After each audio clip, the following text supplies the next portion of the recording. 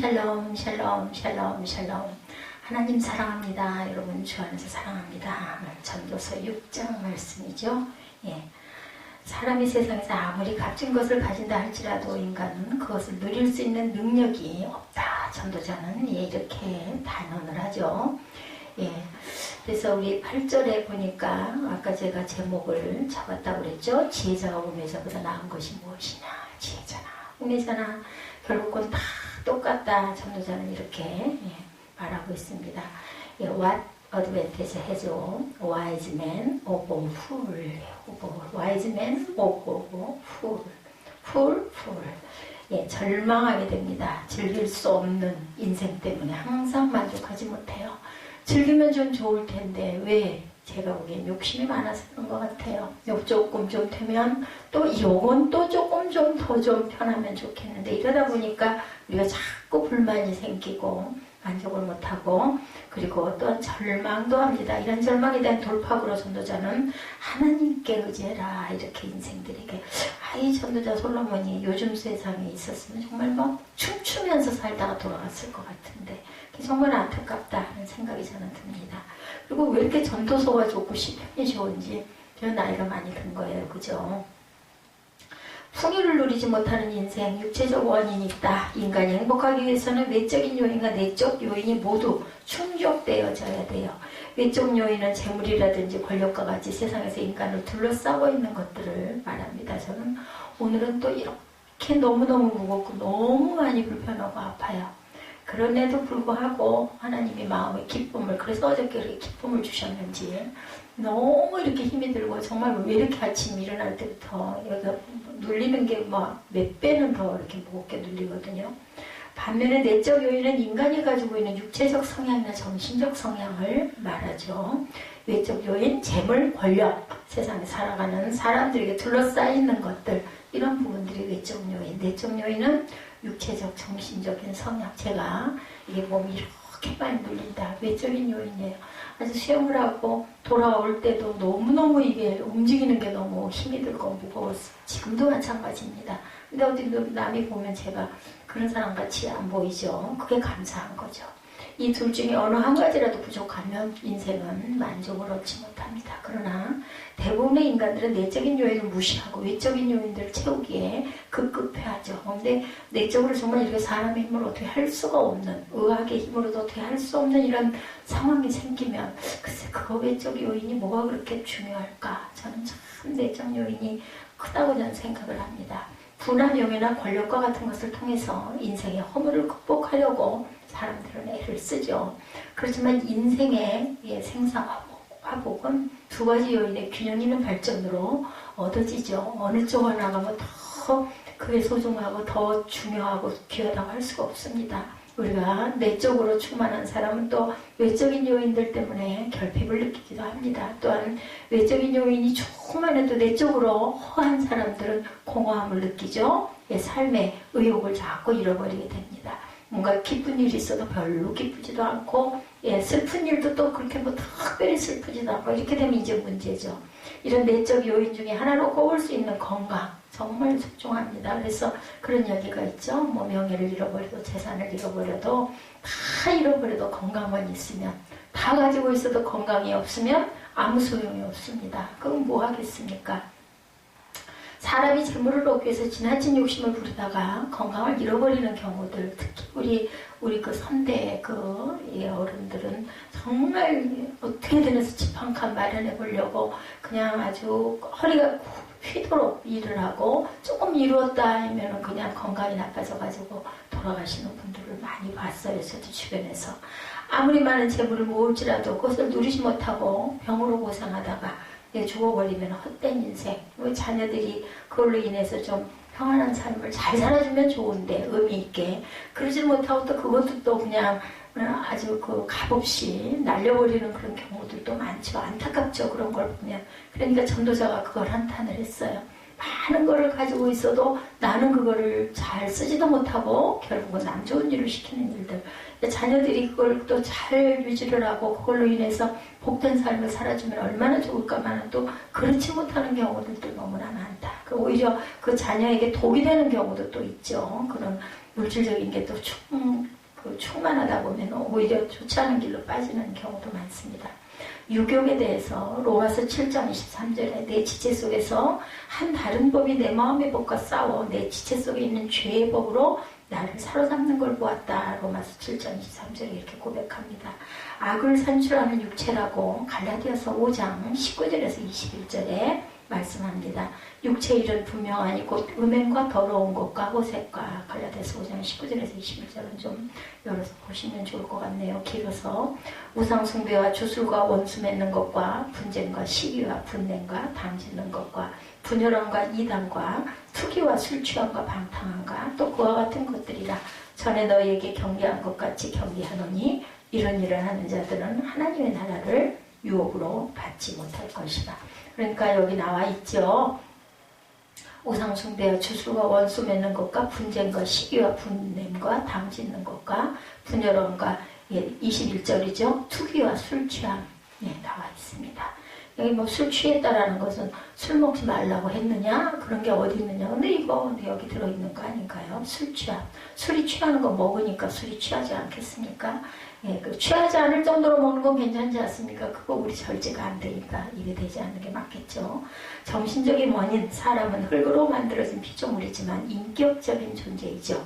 다른 인격을 소유하지 못한 사람들은 많은 재물과 권력이 도리어 또한 해가 됩니다. 아까 제가 말씀드린 것처럼 자녀들에게 평생 모은 거 물려주고 부모는 써보지도 못하고 돌아가면 자녀들이 그걸 잘 쓰면 정말 세상에서 좋은 일도 많이 하고 또한 그 자녀의 자녀를 잘 다스리고 이렇게 해서 좋은 데 써서 빛이 나게 하면 좋을 텐데 오히려 해가 되는 거. 재물을 잘 다스리지를 못해서 많은 재물을 가지고 그것을 제대로 사용하지 못하는 사람은 다른 사람들에게 지탄을 받기도 합니다. 권세를 가진 자가 다른 인격을 소유하지 못하면 그 힘으로 다른 사람들에게 해를 끼치기도 해요. 억압하기도 하죠.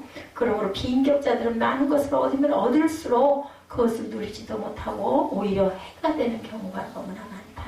하나님의 형상대로 우리는 지음을 받았어요. 창세기 1장 27절이죠. 하나님이 자기 형상보다 하나님의 형상대로 사람을 창조하시되 남자와 여자를 창조하셨다. 흙으로 빚으셨어요. 그죠? 여호와 하나님의 딸이 흙으로 사람을 지으시고 생기를 그 코에 불어넣으시니 사람이 생명됩니다. 왜 흙으로 빚으셨을까요? 결국은 먼지로 날아가 없어져 버릴 만한 연약한 자, 너희들이 어쩔 수 없는 그러한 몸으로 만드신 거죠. 도덕적 원인도 있습니다. 행복의 외적 요인을 고루 갖추고 건강과 인격을 가지고 있을지라도 경건한 삶을 살지 못하는 사람은 절대로 인생의 기쁨을 누리지를 못합니다. 죄로 인한 불안을 해결하지 못하고 하나님과 단절된 사람은 인생의 참된 가치를 또한 누리지를 못하죠. 즉 경건한 삶을 살지 못하는 이들이 세상적인 관점에서 기쁨을 누린다고 할 수 있을지 모르지만 그것은 잠시뿐이고 영원한 안식을 누리지를 못하는 것. 그것이 바로 도덕적인 원인일 수가 있습니다. 영적인 존재죠. 욥기 32장 8절에 그러나 사람의 속에는 영이 있고 전능자의 숨결이 사람에게 깨달음을 주신다. 우리에게 하나님께서 민감함, 깨달음, 영적 각성 이런 거 주시는 거 정말 저는 아주 얼마나 대단한 은총이다라고 생각을 하는지 몰라요. 알 수 없는 기쁨을 자꾸 주시고 그것으로 인해서 기쁜 일을 만들어주시는 성령이 우리를 강권하고 이끌고 가시죠.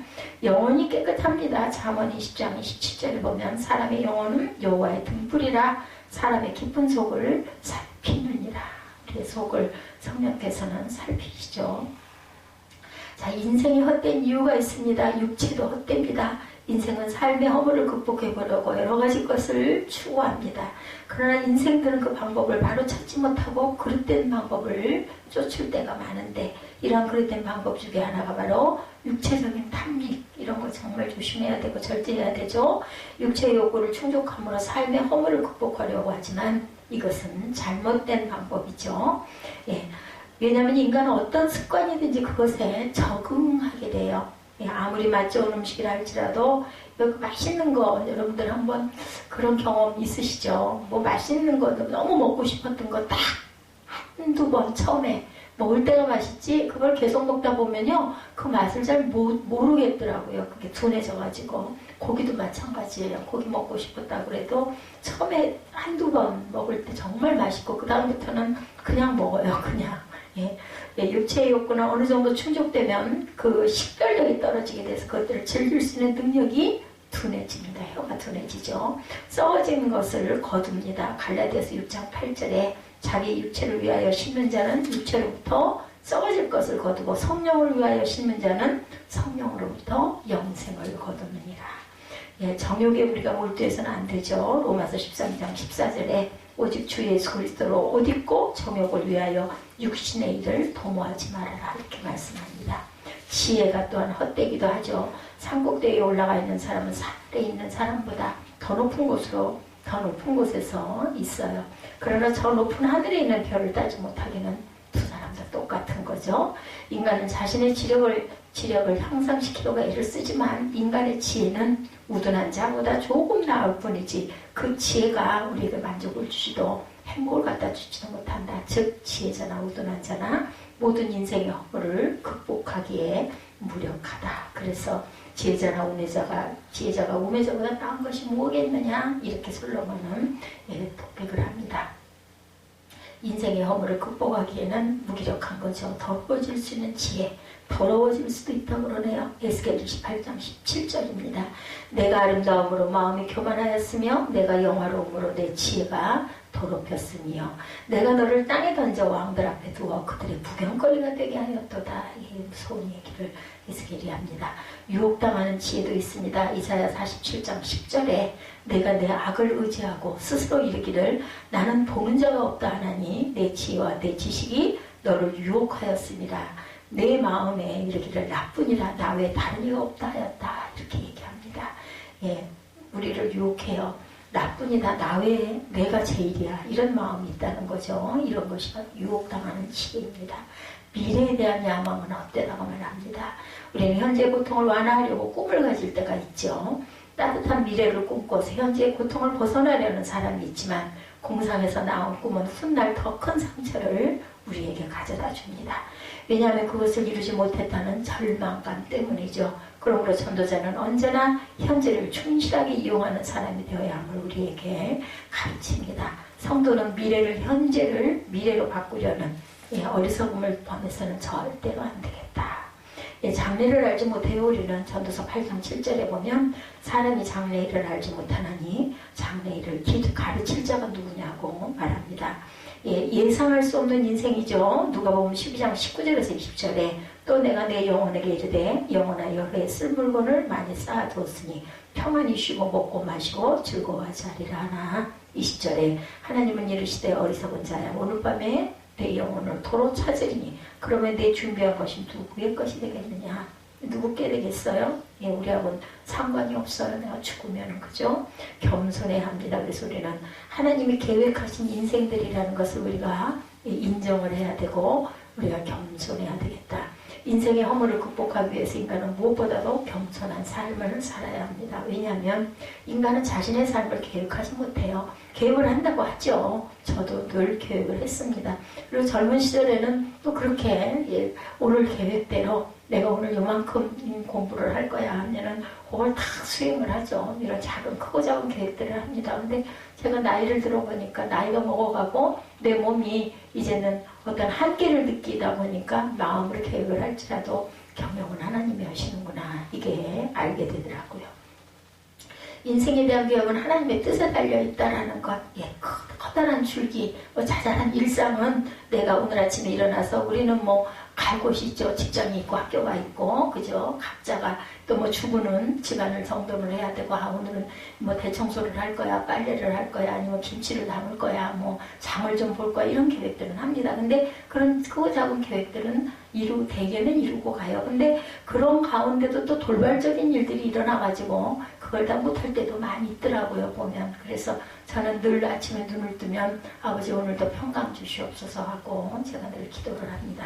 하나님의 섭리에서 인간은 오래전부터 그 이름이 정해져 있어요. 우리의 이름이. 그건 무엇을 해야 할지도 이미 정해져 있는 것. 그것을 전도자는 알고 말하고 있습니다. 그러므로 겸손하게 하나님의 계획에 복종하는 사람만이 인생의 허물을 극복하고 보람된 삶을 살게 된다. 그러나 이렇게 정해진 삶은 숙명론과는 다릅니다. 숙명론과는 달리 인격적인 하나님께서 우리의 필요를 살피시고 계획하셨기 때문에 하나님의 섭리를 숙명이라고 그렇게 생각해서는 안 되겠다. 측량할 수는 없는 하나님의 지혜입니다. 로마서 11장 33절에 깊도다 하나님의 지혜와 지식의 풍성하며 그의 판단은 헤아리지 못할 것이며 그의 길은 찾지 못할 것이로다. 지혜로 인간을 지으셨죠? 시편 104편 24절입니다. 여호와여 주께서 하신 일이 어찌 그리 많은지요. 주께서 지혜로 그들을 다 지으셨으니 주께서 지으신 것들이 땅에 가득하나이다. 우리는 하나님의 지혜로 우리가 만들어져서 땅에서 이렇게 기쁘게 살아가며 때로는 하나님께 영광을 돌리기도 하고 때로는 가끔은 하나님 주무세요? 왜 이렇게 제가 이렇게 힘이 든데 왜 안 돌아봐 주세요? 이럴 때도 있습니다. 하나님의 강하신 힘을 우리는 인정합니다. 인간은 하나님의 계획 속에 있는 자신의 모습을 비관하고 생각하기도 하는데 특히 하나님의 계획을 숙명론과 동일시할 때 이런 결과를 낳습니다. 이러한 생각은 하나님의 계획과 숙명론을 구별하지 못하기 때문이기도 한데 무엇보다 자신의 연약함과 하나님의 강함을 비교해보지 못하기 때문이다. 그리고 기도에도 응답이 없다는 하나님의 때와 우리의 때가 달라서 그렇습니다. 하나님의 능력을 바로 아는 자는 자신의 연약함을 깨닫게 되고 겸손하게 자신의 삶을 하나님께 맡기게 되죠. 사람보다 강하죠. 고린도전서 1장 25절에 하나님의 어리석음이 사람보다 지혜롭고 하나님의 약하심이 사람보다 강하니라. 아멘. 하나님 안에 있는 지혜입니다. 골로새서 2장 3절에 그 안에는 지혜와 지식의 모든 노화가 감추어져 있느니라. 인생의 주인이셔요. 하나님은 그죠? 우리의 모든 사람들의 주인이십니다. 능하신 하나님의 인생을 계획하시는 이유는 그분이 우리의 주인이시기 때문에 하나님이 우리를 창조하셨기 때문에 우리는 그 앞에서 겸손해야 합니다. 그 앞에서 잠잠하여 그분의 뜻을 복종할 때 인생의 기쁨이 넘칩니다. 그림자 같은 인생이 보람될 수 있는 것은 하나님을 모실 때이죠. 하나님의 주권 아래 우리는 있습니다. 이사야 45장 12~13절입니다. 내가 땅을 만들고 그 위에 사람을 창조하였으며 내가 내 손으로 하늘을 펴고 하늘의 모든 군대에게 명령하였느니라. 내가 공의로 그를 일으킨지라 그의 모든 길을 곧게 하리니 그가 나의 성읍을 건축할 것이며 사로잡힌 내 백성을 값이나 갚음이 없이 놓으리라. 만군의 야훼의 말이니라 하셨느라. 이렇게 말씀합니다. 하나님께서 하시죠. 예. 공의로 그를 일으킨지라 하나님께서 그의 모든 길을 곱게 할 것이다. 하나님이 보호하시면 무엇이든지 이렇게 할 수가 있죠. 또한 자연을 다스리시는 하나님이시기도 하죠. 시편 89편 9절이죠. 주께서 바다의 파도를 다스리시며 그 파도가 일어날 때 잔잔하게 하시나이다. 태양도 비도 바람도 파도도 하나님이 하시죠. 사람도. 그죠? 예, 인생은 부조리예요. 결론적으로 많은 것을 얻은 사람일지라도 그것을 누리지 못하고 엉뚱한 사람에게 누리는 일을 넘겨줄 때가 있다. 그러므로 인생은 세상 것을 많이 얻으려고 애쓰지 말고 하나님과 화목해야 한다. 하나님과 다투는 자는 많은 부귀 영화 속에서도 빈곤을 느끼고 만족을 못하죠. 그래서 오늘 전도서 6장의 말씀 속에 하나님께서 베푸시는 은혜를 우리 다시 한번 봅니다. 솔로몬은 전도서 6장에서 해아래 인생, 특히 하나님을 알지 못하는 인생들이 겪어야 하는 세 가지의 대표적인 폐단을 소개했어요. 폐단이라는 것은 인생들이 당하는 불행과 고통스러운 일들이죠. 첫 번째 1, 2절에 소개되고 있습니다. 우리 한 번씩 읽을까요? 내가 해아래서 한 가지 불행한 일이 있는 것을 보았나니 이는 사람의 마음을 무겁게 할 것이라. 어떤 사람은 그의 영혼이 바라는 모든 소원에 부족함이 없어 재물과 부요와 존귀를 하나님께 받았으나 하나님께서 그가 그것을 누리도록 허락하지 아니하셨으므로 다른 사람이 누리나니 이것도 헛되어 악한 병이로다. 이렇게 얘기하죠. 폐단 중에 첫 번째 것이에요. 누리지를 못해 기껏 애써서 해놓고 사람이 고생해서 먹고 살만하게 되니까 그만 병들어 돌아가는 분들도 많아요.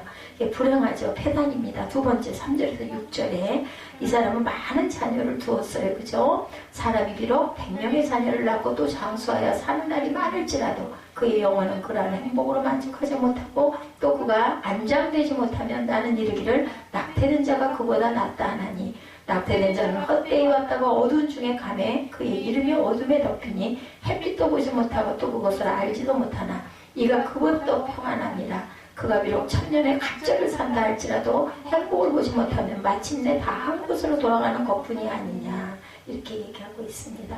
자녀를 많이 뒀어. 100자녀를 두었어. 그만큼 건강했다라는 거죠. 그만큼 장수했다라는 거예요. 근데 심령에 낙이 없습니다. 아무리 오래 산들 죽지 못해 억지로 마지못해서 살아간다면 그것은 불행한 일이죠. 그죠? 낙태되는 게 낫다. 세상에 태어나지 않는 게 낫다. 또 아무리 자녀가 많아도 내가 죽었을 때 장사 지내줄 자식이 만약에 없다면은 100자녀가 무슨 소용이 있겠는가. 이것 또한 불행한 일이죠. 그래서 뭐 무자식이 상팔자 뭐 이런 이야기들도 많이 합니다. 오죽이나 자녀들로 인해서 마음에 아픔을 당했으면 이런 말을 할까.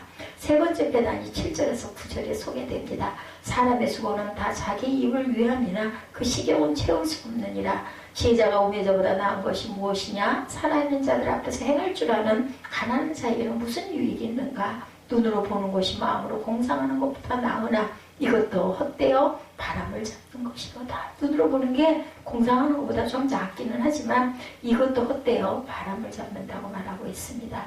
아무리 수고하고 있어도 그 욕구를 충족시키지 못해요. 만족을 누리지 못하는 폐단입니다. 인간의 욕망은 끝이 없기 때문이죠. 우리가 뛰다 보면 걷고 싶고 걸으면 또한 서고 싶고 그리고 또 서면 앉고 싶고 앉으면 눕고 싶어요. 인간의 심리. 그 한이 없는 욕구를 무슨 수로 충족을 시킬 수 있겠는가. 그러면 왜 하루의 인생들이 이와 같은 폐단을 당하면서 살아야 하는지 결론이 10절에서 12절에 나타나 있습니다. 이미 있는 것은 무엇이든지 오래전부터 그의 이름이 이미 불린 바 되었으며 사람이 무엇인지도 이미 안 바 되었나니 자기보다 강한 자와는 능히 다툴 수가 없느니라. 헛된 것을 더하게 하는 많은 일들이 있나니 그런 것들이 사람에게 무슨 유익이 있으랴.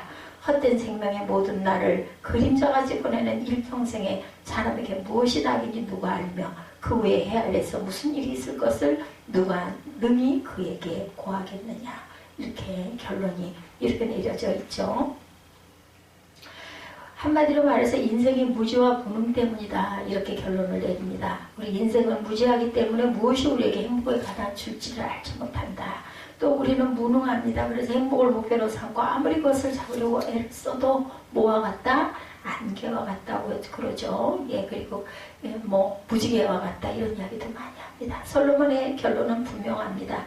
창조주 하나님 아버지의 뜻대로 살라는 거예요. 이게 무슨 허물을 얘기하는 게 아니라 인간이 할 수 있는 것은 한계가 있다. 그렇기 때문에 하나님께 우리가 순종하고 겸손해라 이런 이야기를 하고 있습니다. 하나님의 말씀대로 사는 것이 바로 행복의 비결이고 이것이 오늘 우리가 살펴보고자 하는 전도서 6장의 줄거리였어요. 이제 한 절씩 본문의 말씀을 읽어가면서 구체적인 의미를 한번 봅니다. 이 인생의 첫 번째 폐단 아까 말씀드렸죠. 1절에 내가 헤아려서 한 가지 폐단이 있는 것을 보았나니 이는 사람에게 중한 것이다. 솔로몬이 본 첫 번째 폐단은 헤아려 인생들에게 아주 중요한 것이다 이렇게 얘기합니다. 그만큼 많은 사람들이 이 폐단을 겪으면서 불행을 당하면서 살아가고 있는데 폐단의 구체적인 내용이 바로 2절입니다. 어떤 사람은 그 심령의 모든 소원에 부족함이 없어 재물과 부유와 존귀를 하나님께 받았으나 이렇게 대단한 걸 받았어요. 놀랍죠. 재물과 부유와 존귀를 하나님께 넉넉하게 받았다고 합니다. 마음에 더 이상 부러운 것이 없다고 합니다. 여기까지는 굉장히 좋아요. 근데 도대체 무엇이 문제인가? 그 다음에 나오죠. 능히 누리게 하심을 얻지 못했다라고 합니다. 이런 모든 걸 받았는데 누리지를 못했어. 불행의 원인이 바로 여기에 있습니다. 아무리 재물과 부유와 존귀를 많이 받았다 해도 그것을 누리려면 뭐 해야 되는데 건강해야 되는데 병들면 아무 소용이 없다. 장수를 누릴 수가 없으면 오래 살아야 되죠. 일찍 죽으면 그런 것도 아무리 받았어도 아무 소용이 없다. 설상가상으로 이 사람을 더욱더 불행하게 만든 요인 다른 사람이 오심지어 그걸 누린다고 얘기합니다. 자기와는 전혀 관계없는 엉뚱한 사람 알지 못하는 제3자가 그것을 누리게 되는 것이다. 이것도 어때요? 악한 병이다. This is meaningless grievous evil. 그 사람 입장에서 보면 헛수고다. 헛고생을 했다. 또 얼마나 자신을 고통스럽게 만드는 병폐이겠느냐. 솔로몬의 부친이었던 다윗한테 실제로 이런 일이 있었습니다. 다윗이 사울 임금에게 쫓겨다닐 때였죠. 그때 다윗은 자기를 따르는 무리들과 함께 광야로 도망을 가고 있었어요. 정말 기가 막혔겠죠. 참담했겠죠. 때마침 그 근처에 살고 있는 라반이라는 부자의 집에서 양털을 깎는다는 그런 소문이 있습니다. 그때는 아마 이렇게 어떤 집에서 양털을 깎으면 거기에 우리 그 옛 시골의 풍속처럼 그 집에 다 몰려와서 일해주고 같이 먹고 같이 잔치하고 이랬던 것 같아요. 양털을 깎을 때 을의 주인이 일꾼들을 위해서 큰 잔치를 열었다고 그럽니다. 다윗은 자기 수하의 부하 10사람을 그에게 보내죠. 먹을 것과 쓸 것을 나눠달라고 보냅니다. 그러나 나발은 이런지하에 거절을 하죠. 그리고 다윗의 부하들 앞에서 다윗을 심하게 모욕을 합니다. 물론 이제 다윗이 직접 듣지는 않았어요. 그 이야기를 다윗이 전해 듣고 어땠겠어요? 붕괴하죠. 부하 400명을 이끌고 나발을 죽이기 위해서 올라갑니다. 그때 나발의 아내에 있던 아비가일이 그 소식을 듣게 되죠. 아주 지혜로운 여인이었어요. 그는 부랴부랴 떡과 포도주와 고기를 충분히 준비해서 다윗을 맞으러 옵니다. 거꾸로 와요. 이제 다윗이 죽이려고 쫓아가고 아비가일은 그때 자기 집에서 그걸 막 급하게 준비를 내고 오다가 중간에서 딱 만나죠. 그것을 주면서 아비가일은 남편 나발 대신 다윗에게 무릎을 꿇고 용서를 빕니다. 그제야 다윗의 마음이 누그러져서 그것을 받고 오던 길로 되돌아가죠. 그 다음날 나발은 아비가일을 통해서 다윗이 자기를 죽이기 위해서 군사 400명을 이끌고 왔었다는 사실을 듣게 돼요. 아내가 얘기를 하죠. 성경에 나와 있습니다. 사무엘상 25장 28절에 보면 그 내용이 그 주변에 나와 있어요. 그때부터 겁에 질려서 나발이 부들부들 사시나무 떨기 시작을 합니다. 그때부터 열흘 동안 앓다 죽었어요. 그죠? 성경에 그 이유를 여호와께서 나발을 치심에 그가 죽으니라 이렇게 나와 있습니다.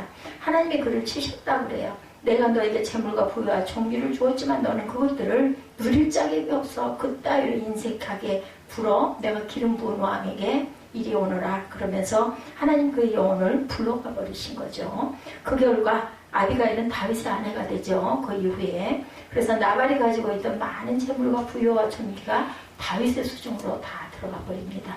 다윗이 대신 누리게 되는 거죠. 하나님께서 저와 여러분에게 주신 복을 여러분이 능히 누리기를 원하시는가 이걸 생각을 해야 되죠. 그러면 나발처럼 그렇게 움켜쥐고 인생을 떨어서는 절대 안 된다. 예, 필요할 때는 손을 펼 줄 알아야 되고 베풀면서 살아야 된다. 저는 다 잊어버렸는데 그 재산 상속 문제 그리고 조금 안타깝고 조금 아쉽기는 했지만 가끔은 생각이 났지만 다 잊어버렸는데 하나님께서 이렇게 멋지게 예비를 하시고 이렇게 누릴 수 있도록 보고 갈 수 있도록 해주신 은혜가 저는 뭐 몇 년을 더 있을지 모르지만 너무 그냥 제가 뭘 누리든 말든 그게 중요한 게 아니라 정말 제 그 원래 그 마음대로 자녀들이 있으니까 그 애들이 나중에라도 잘 쓰였으면 좋겠다는 그 마음을 소원을 풀어주신 거 그거 하나로 저는 너무너무 감사하고 너무 기뻐요. 다른 그런 그 욕심이나 이런 게 하나도 없었고 지금도 마찬가지입니다. 물론 제가 교회에 이렇게 서 있으니까 제가 제 이후에도 이 교회가 그대로 잘 인도가 돼서 갔으면 좋겠다 이런 소원은 있지만 그것도 하나님이 아시고 보시는 일이니 제가 사 있는 동안에 그저 하다가 그냥 언제 순간일지 모르지만 저는 끝나가지만 저는 정말 마음에 그런 한이 그리고 하나님은 정말 공평하신 하나님이고 저기 선으로 악을 이기시는 분이다. 제가 뭐 힘이 있나요? 아무것도 없었고 생각지도 못했던 일들이죠. 그런데 이런 일들을 이렇게 하나님이 이루신 우리 사람이 한 게 아니라 하나님이 이루신 거죠. 그렇기 때문에 우리는 세상을 살만하고 하나님이 보고 계시니까 또 한 번 우리는 각성해야 될 건 온전하게 바르게 주님께 드리는 걸 아까워하지 말고 예배에 우리가 힘쓰고 가야 되겠다. 사람에게 물론 부어주는 부분이 있지만 그것이 결과적으로는 내게 돌아온다는 것을 때로 잊지 말아야겠다. 저는 그런 마음이 들더라고요. 그것을 능히 누릴 수 있는 복도 저와 여러분에게 주신 것을 우리가 항상 감사해야 되겠다. 항상 문제가 있죠. 항상 부족하고 또 언덕이 있으면 또 구름도 있고 그죠? 그냥 숨차게 올라가게 하고 땀이 흐르고 그리고 가끔은 절망하기도 하지만 하나님은 분명히 하나님께서 공의의 하나님이시라는 것. 인생의 두 번째 패단 3절에서 6절입니다. 3절 말씀을 보면 사람이 비록 100자녀를 낳고 장수하여 사는 날이 많을지라도 이 사람은 2절에 언급한 사람이 받지 못할 복을 다 받았어요. 그죠? 100자녀를 두었어요. 뭐 100명을 낳는 왕들은 낳기도 했죠. 후궁이 많기 때문에 자녀의 복을 받았어요. 그만큼 건강했다는 거죠. 장수의 복도 받았다는 겁니다. 그런데 문제는 10년의 낙이 족하지 못했다라고 얘기합니다.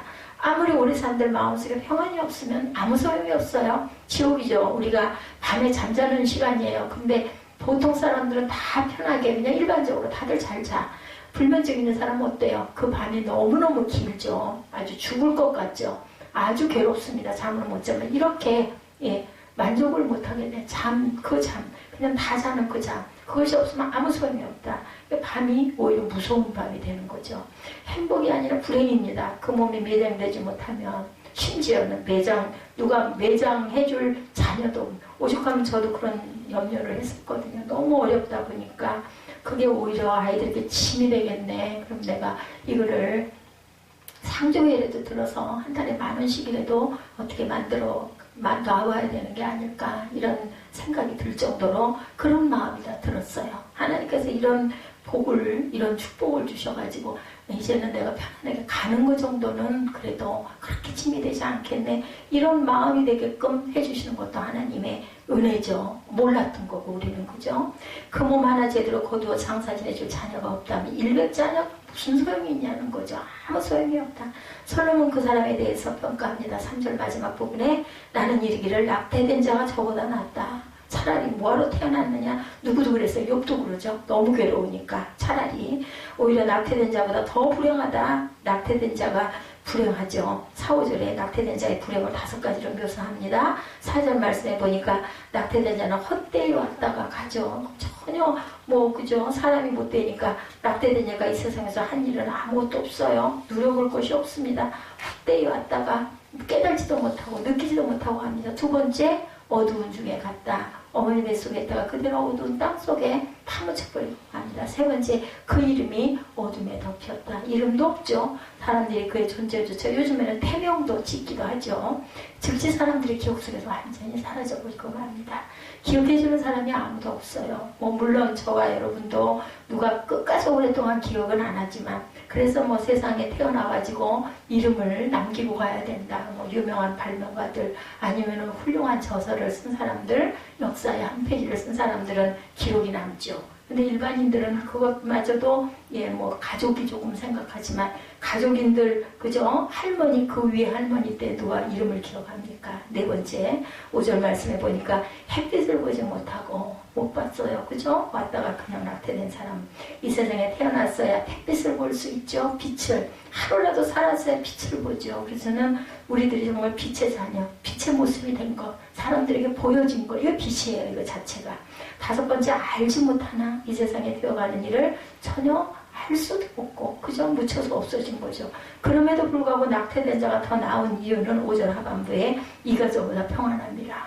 낙태된 자는 그 고통을 못 느끼는데 살아서 그걸 못 누리는 사람은 낙태된 자가 차라리 낫다는 고통까지 느끼니까 해아래서 인생이 겪어야 하는 폐단, 당해야 하는 불행을 낙태된 자는 겪을 필요가 없으니까 차라리 낫다. 오죽이나 하면. 그러므로 낙태된 자가 더 평안하다는 거죠. 마음이 평안이 얼마나 중요한지 솔로몬은 6절에서 다시 한번 강조합니다. 저가 비록 1000년의 갑절을 산다 할지라도 낙을 누리지 못하면 마침내 다 한 곳으로 돌아가는 것뿐이 아니냐. 그렇죠? 1000년의 갑절 2000년이에요. 성경에서 가장 오래 산 사람 누구예요? 969년 살았죠? 무두셀라. 2000년은 무두셀라가 산 것에 2배가 넘는 기간이기도 합니다. 그처럼 오래 산다고 한들 낙이 없으면 아무 소용이 없다. 2000년 아니라 3000년 아니라 1만 년을 산다 한들 사람은 죽음을 피할 수가 없습니다. 결국은 무덤으로 가죠. 그러니 오래 산다는 것이 고생만 실컷 더 하다가 가는 게 되지 않겠나. 그러니까 너무 오래 아프다가 돌아가지도 않고 아프다가 가는 게 오히려 그게 그 사람에게는 얼마나 안타까운가. 차라리 그냥 잠자듯이 나이 드신 분들은 그걸 다 기도하시더라고요. 보니까 자는 듯 아프지 않게 그렇게 고통스럽지 않게 두렵지 않게 가게 해주옵소서. 죄만 더 많이 지다가는 그러한 결과가 돼서는 안 되겠죠. 하나님 앞에 서서 받을 형벌만 더 쌓는 결과가 될 수밖에 없다. 하나님이 저와 여러분에게 건강의 복을 주시기를 원합니다. 장수의 복을 주시기를 원합니다. 그러나 무엇보다도 평강의 복. 솔로몬의 이름이 샬롬이에요. 그죠? 샬롬. 답이 없더라고요. 저보고 총알기도를 어떻게 해요? 물어보셨죠? 긴 얘기 아니에요. 무슨 사건이 있을 때 예, 그런 기도들을 굉장히 많이들 하셨어. 직장에서 어떤 중요한 일을 결정해야 될 때 시간이 없잖아요. 화장실 들어가가지고 잠깐 눈 감고 하나님 어떻게 해요? 이럴 때. 그거 구하는 거죠. 단 5초, 단 1분, 그죠? 그렇게 하고 사람을 대하거나 어떤 일을 결정할 때 그게 바로 총알기도. 그 목적 하나로 하나님 이럴 때 어떻게, 성령 어떻게, 아버지 어떻게 할까요? 여쭤보는 거죠. 그래서 저는 뭐 그것도 아니었어요. 그냥 샬롬, 샬롬, 샬롬, 하나님 샬롬 주시옵소서. 우리 교회가 예배 드리는데 절대 방해를 받지 않도록 그들의 마음을 다스려 주옵소서. 그냥 그 기도를 계속 샬롬 속에서 샬롬을 하면서 그 수영을 하면서 천정을 바라보면서 천정이 너무 이뻐요. 하늘색과 흰색과 그 남색이 있는 게 꼭 하늘같이 저는 느껴지기 때문에 너무 좋아요. 그걸 보면서 그렇게 했더니 나중에는 막 그 해야 할 기도를 알려주셔가지고 나도 모르게 딱 그런 고백을 하게 되고 나중에 그게 너무너무 기쁨을 그렇게 주시더라는 거죠. 내가 알 수 없는. 단 하루를 살더라도 이런 기쁨을 느낄 수 있는 아무나는 아니지 않습니까? 얼마나 감사한가. 하나님께서 저와 여러분에게 이런 복을 허락하신 것이 감사합니다. 아울러 저와 여러분들의 자녀들이 여러분들에게 효도하고 여러분들을 공경하는 자녀가 되기를. 왜냐면 그 자녀에게 축복이에요. 그렇게 하고 나면 그때는 섬기고 또 모시는 게 너무나 힘들고, 뭐 신문에 보니까 노인 인구들을 자녀들이 책임지지 않는 프로테지가 점점 늘어나고 노인들은 자신들이 생활을 해결해 나가야 되는 방편을 마련하느라고 굉장히 고통을 받고 있다라는 내용이, 그것도 그저 국민일보에 그렇게 나 있더라고요. 너무나 마음이 안타깝고 그런 걸 보면서 나는 그래도 참 하나님의 축복이다 이런 생각이 들었습니다. 그러기 위해서 우리는 자신이 부모를 공경하고 부모님께 효도하는 본을 보여주고, 그래서 또한 하나님의 복을 더욱더 많이 받는, 물질적으로는 내가 조금 궁핍하고 손해가 날지 어떨지 모르지만 영적인 축복받는 것 참 기가 막힌 축복이죠. 인생의 세 번째 폐단에 대해서 한번 7절에서 9절을 봅니다. 사람의 수고는 다 그 입을 위함이라 그 식욕은 차지 아니하느니라. 7절에 이렇게 나와 있어요. 먹어야 살죠? 살기 위해서는 누구나 먹어야 됩니다. 이게 두 가지라고 그러죠. 먹기 위해 사니, 살기 위해서 먹니. 물론 저는 살기 위해서 먹는다고 생각을 합니다. 지혜자도 먹어야 되고 우매자도 먹어야 합니다. 부자도 가난한 자도. 그런 얘기하죠. 왕은 식사를 10끼를 하니 부자는 무슨 5번 먹니? 하루에 밥 3번 먹길. 이런 얘기들 많이 합니다.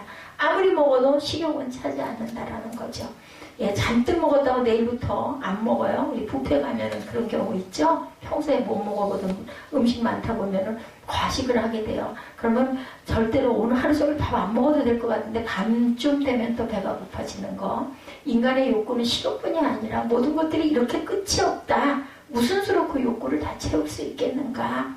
식욕, 성욕, 수면욕, 우리 욕구, 타고난 욕구고 이렇다고 그러죠.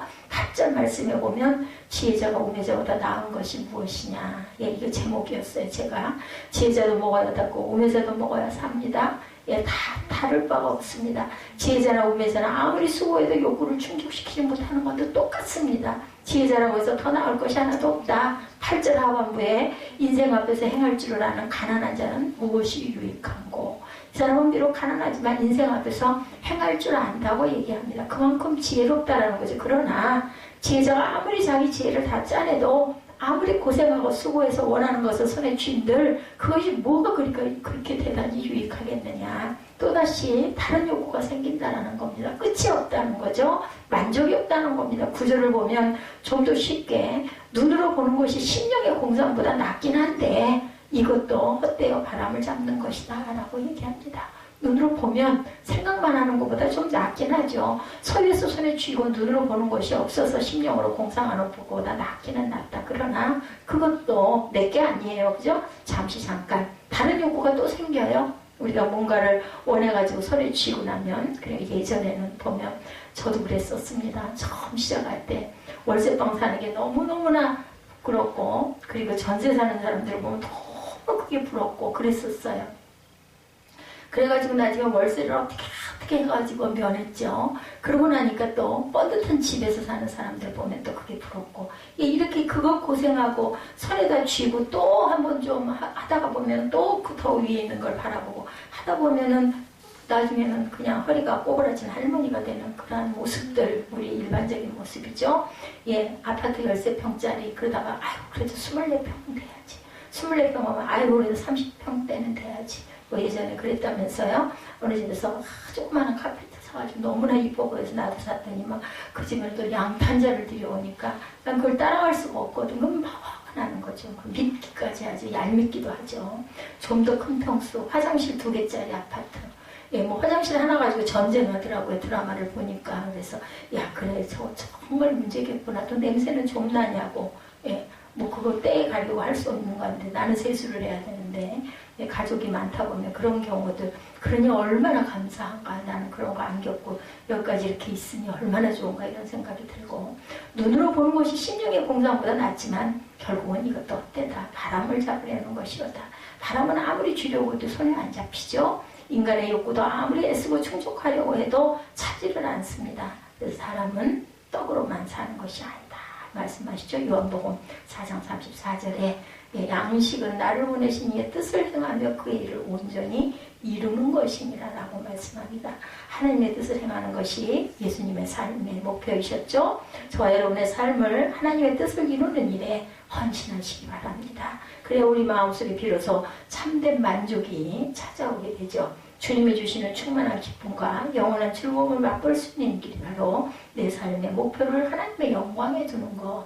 예, 쉽게 얘기를 해서 어떤 어려운 사람을 좀 도와주거나 하거나 우리 얼마나 마음이 기뻐요. 그죠? 때로는 내가 먹는 것보다 내가 가지는 것보다 저는 그런 게 너무나 기뻤었어요. 뭔가 선물을 하나 그 사람에게 꼭 필요한 거를 정말 애를 써가지고 구해서 해주고 나면은 그렇게 기쁠 수가 없어요. 그거 주면서도 그렇게 기쁘고 그런 게 아깝지가 않고 인생살이에 폐단이 생기는 이유와 그 해결책은 결론이죠. 왜 헤아리 인생들이 이와 같은 폐단을 겪으며 살아야 되는가? 그 폐단을 극복할 수 있는 것은 과연 무엇인가? 어떻게 하면 우리가 헤아려서 좀 더 복되게 살 수가 있는 것인가?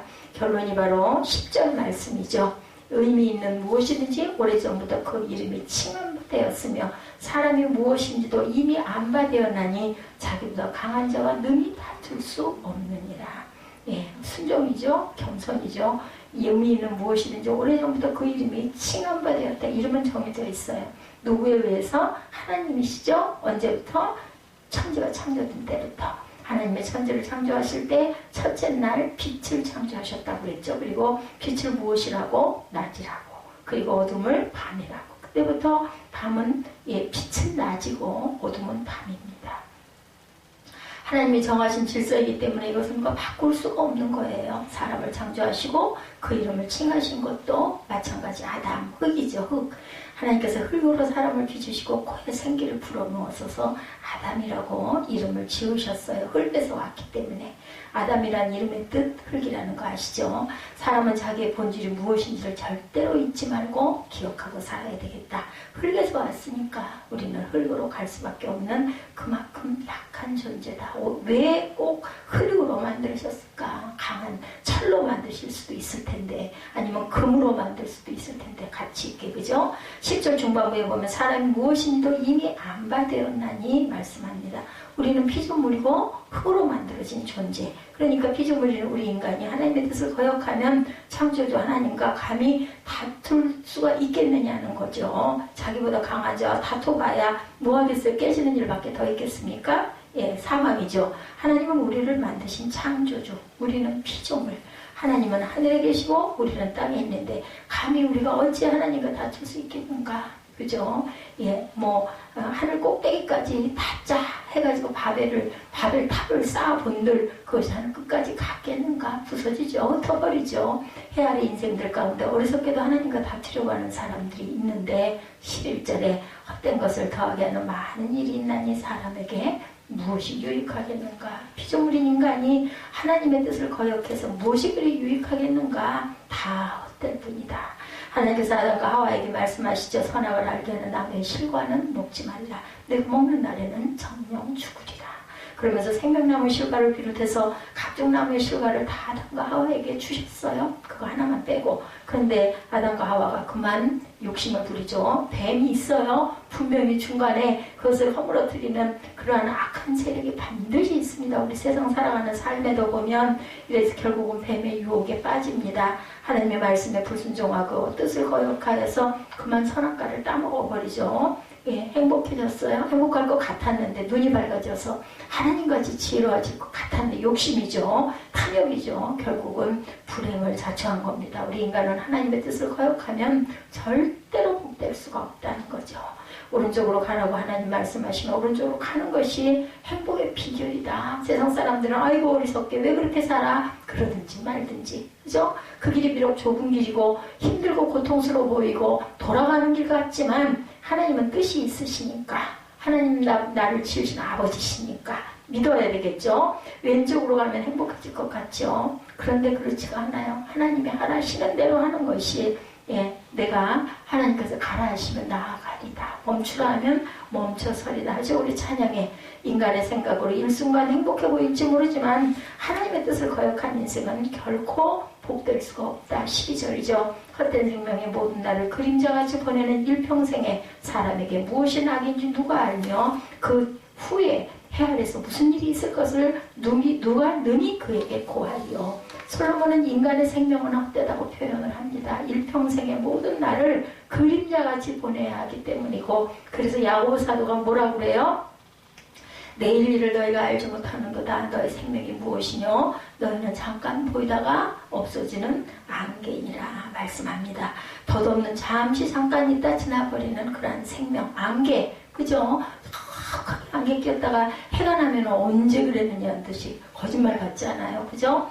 예, 이와 같이 무지하고 무능한 우리 인생이 행복이 무엇인지를 어떻게 알겠는가? 무엇이 행복을 가져다 줄지 우리 인생을 알 수 없고 오직 한 분 하나님 손안에 있다. 그러니까 하나님께서 말씀하신 대로 따라가는 것이 바로 행복의 비결이다. 아울러 그 신후에 해 아래서 무슨 일이 있을 것을 누가 능히 그에게 고하리요 이렇게 말합니다.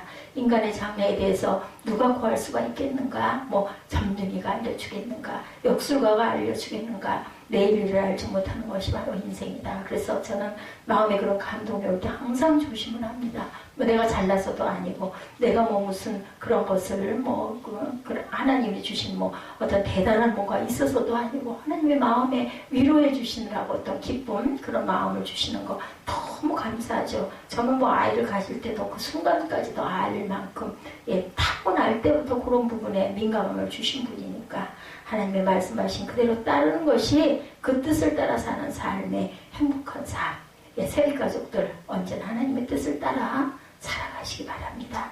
하나님의 말씀대로 사는 저와 여러분이 되시기를 주님의 이름으로 축복합니다. 18세기 초에 영국의 유명한 문필가였던 조셉 에디슨이 우리에게 잘 알려진 이런 말을 남겼어요. 행복의 필수 요소에 대해서 얘기합니다. 인생에서 행복한 삶을 살기 위해서 세 가지 요소가 있는데 첫째는 something to do, 뭔가 해야 할 일이 있고 둘째는 someone to love, 누군가 사랑을 해야 할 사람이 있고 세 번째는 something to hope for, 뭔가 바라는 기대할 것이 있어야 한다. 저와 여러분은 예수 그리스도 안에서 이 세 가지 요소를 다 가지고 있어요. 그죠? 세 가지 요소, 뭔가 해야 할 일이 있고 누군가 사랑해야 할 사람이 있고 바라는 기대할 것이 우리에게는 있습니다. 먹든지 마시든지 무엇을 하든지 무엇을 해요? 하나님의 영광을 위해서 하라. 우리에게는 사랑해야 할 대상 분명히 하나님이 계시죠? 내 마음과 뜻과 정성을 다해서 하나님을 사랑하고 이웃을 내 몸과 같이 사랑하면서 살아가야 할 저와 여러분들 우리에게는 소망이 있죠. 해 아래 이 세계에 집착해 사는 것이 아니라 해 위의 세계, 영원한 세계를 소망 가운데 바라보면서 살아가야 할 우리의 가야 할 표대가 바로 있죠. 우리가 바로 주님 안에서 이렇게 복된 사람들, 그것을 절대 잊지 마십시다. 행복을 목표로 삼지 말고 절대로 행복해지지 않죠. 건강하다고 행복한 것도 아니고 장수하다고 행복한 것도 아니에요. 자녀가 많다고 복된 것도 아니죠. 행복을 잡겠다고 하다가 애를 써도 행복은 잡히지 않습니다. 하나님 위주, 주님 위주로 살아가는 저의 그것이 바로 우리의 행복의 비결. 예수님이 말씀하시죠. 너희는 먼저 그 나라와 그의 의를 구하라. 그리하면 그 모든 것을 너에게 더하시리라. 자동적으로 행복이 따라오는 것이 아니라 따라오도록 내가 잡으려고 하면 절대로 잡히지 않는다. 제가 요번에 응답받은 부분도 뭐 그런 부분 해결해 주세요 하고 기도한 게 아니라 그 예배의 안타까움 때문에 그걸 가지고 하나님께 기도를 했더니 엉뚱하게 이런 그런 그 마음에 기쁨을 주시면서 응답을 주신 그것도 바로 딱 이 구절이 생각나더라고. 너는 먼저 그 나라와 그 일을 구하라. 그러려고 한 것도 아닌데 그것도 아시는 거죠. 마음 밭을 아십니다. 그걸 이렇게 하면 이렇게 주시겠지 그게 아니라 정말 순수한 마음으로 안타까운 마음으로 안타까워했더니 하나님께서 이러한 축복을 그러니까 솔로몬에게 지혜를 구하니까 이 나라에 하나님 백성 다스릴 수 있는 지혜 주십시오. 저는 정말 부족합니다. 저는 너무 어립니다. 하고 했더니 너와 같은 이가 없다. 장수와 건강도 또한 물질도 풍요도 다 내가 너에게 주마. 이렇게 그리고 너와 같은 자가 전에도 후회도 없을 것이다. 이런 축복을 주시죠. 하나님 제일주의로 살아가실 때 저와 여러분의 남은 생애가 주님 안에서 정말 복되고 아름답게 하나님께서 저와 여러분에게 마음의 참 평강 샬롬의 복을 축복해 주실 것을 주님의 이름으로 축복합니다. 우리 전도서 6장을 통해서 하나님께서 우리에게 주시는 귀한 은총을 감사하시면서 그 찬양 있죠? 해가 지긴 날이